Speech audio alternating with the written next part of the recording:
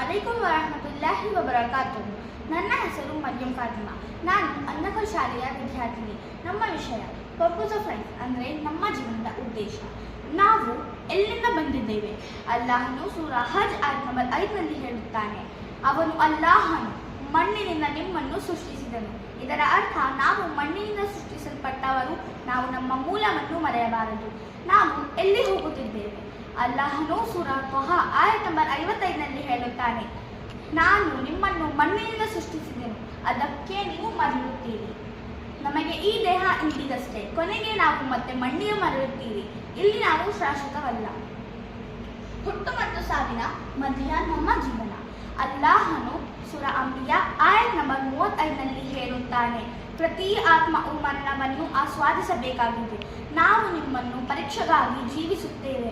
ಹದೀಸ್, ಕಿಯಾಮತ್ ದಿನ ನಾವು ಏನು ಮಾಡಿದೆನು ಎಂಬುದನ್ನು ಪ್ರತಿಯೊಬ್ಬನೂ ಪ್ರಶ್ನಿಸಲಾಗುತ್ತದೆ. ನಮ್ಮ ಜೀವನದಲ್ಲಿ ನಾವು ಮಾಡಿದ ಪ್ರತಿ ಕಾರ್ಯಕ್ಕೂ, ಕಾಲದ ಉಪಯೋಗಕ್ಕೂ, ಆಸ್ತಿಯ ಖರ್ಚಿಗೂ ಪ್ರಶ್ನೆ ಬರುತ್ತದೆ. ನಮ್ಮ ಜೀವನದ ಮುಖ್ಯ ಉದ್ದೇಶ ಯಾವುದು? ನಮ್ಮ ಜೀವನದ ಮುಖ್ಯ ಉದ್ದೇಶ ಇಬಾದತ್.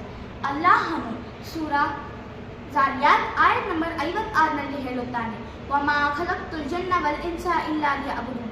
ನಾನು ಮನುಷ್ಯನನ್ನು ಮತ್ತು ಜಿನ್ನನ್ನು ಸೃಷ್ಟಿಸಿದ ಉದ್ದೇಶ ಕೇವಲ ನನ್ನ ಆರಾಧನೆಗಾಗಿ. ನಮ್ಮ ಜೀವನದ ಉದ್ದೇಶ ಹಣ, ಮನೆ, ಖ್ಯಾತಿ ಗಳಿಸುವುದಲ್ಲ, ಅದು ಗಮ್ಯವಲ್ಲ. ನಮ್ಮ ಮೂಲ ಗುರಿ ಇಬಾದತ್. ಅಲ್ಲಾಹನನ್ನು ಅರಿತು ಅವನ ಆದೇಶದಂತೆ ಬದುಕುವುದು. ಯಾರು ಅಲ್ಲಾಹನ ಇಬಾದತ್ ಮಾಡುವುದು ಅವನು ಜನ್ನತ್ಗೆ ಹೋಗ್ತಾನೆ. ಯಾರು ಅಲ್ಲಾಹನ ಇಬಾದತ್ ಮಾಡುವುದಲ್ಲ ಅವನು ಜಹನ್ನಂಗೆ ಹೋಗ್ತಾನೆ. ಜಜಾಕಲ್ಲಾಹು ಖೈರ್.